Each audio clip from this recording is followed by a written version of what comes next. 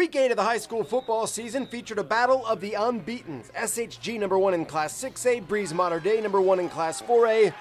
All SHG really on Friday night, though. Pat Smith did throw his first interception since the first pass of his first game last year.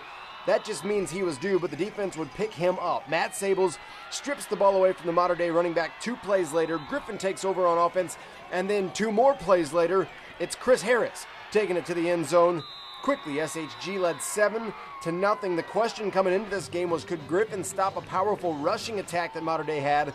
The Sykes had a thorough answer. Billy Fleshley forces another fumble. Ben Ketchum recovers, and Smith would take advantage. The pump fake fools us. It fooled the Mater Dei defense as well. It did not fool Michael Reevy. 31 yards for the score for the Week 7 primetime performer. 14-0 SHG. And special teams gives the Sykes great field position then early in the second quarter. It's Kemper Yonkin who blocks the punt. Sables would recover it. And then on the very next play, it's Smith and Reevy at it again. The strike from 29 yards out. If you still doubt how good this SHG team is, you're kidding yourself. The Cyclones slap a running clock on Breese Mater Dei, 47-0. Back in the CS8, a great game on paper between 6-1 Rochester, 6-1 Glenwood. Both teams only lost coming to SHG. They both played in title games last year. Glenwood punched him in the mouth early. Titans 28-6 at the break. Donovan Hammond's a big chunk of his 98 rushing yards.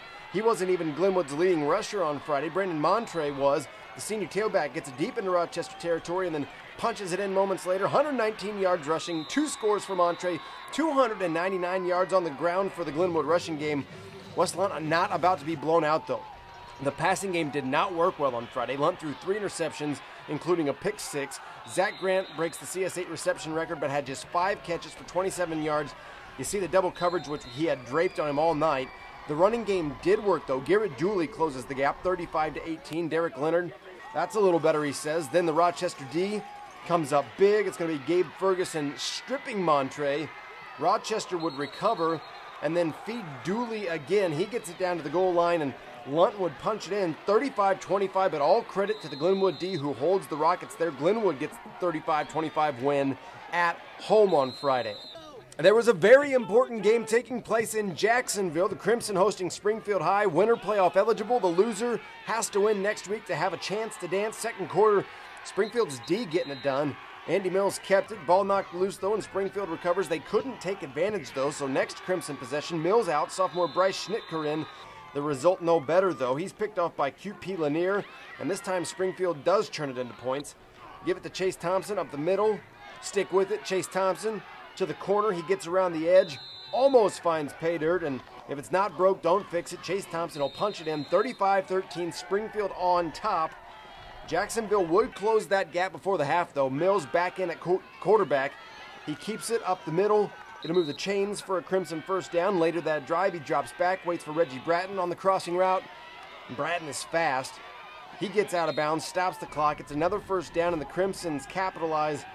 Play action fools everyone in the house except for Blake Hintzer, catches the touchdown. But all Springfield in the second. Senators win, playoff eligible, 56-34. And a Sangamo title on the line in Williamsville Friday night. A Williamsville win would give the Bullets the outright title. An Athens win creates a 3-way share with them, Auburn, and Williamsville.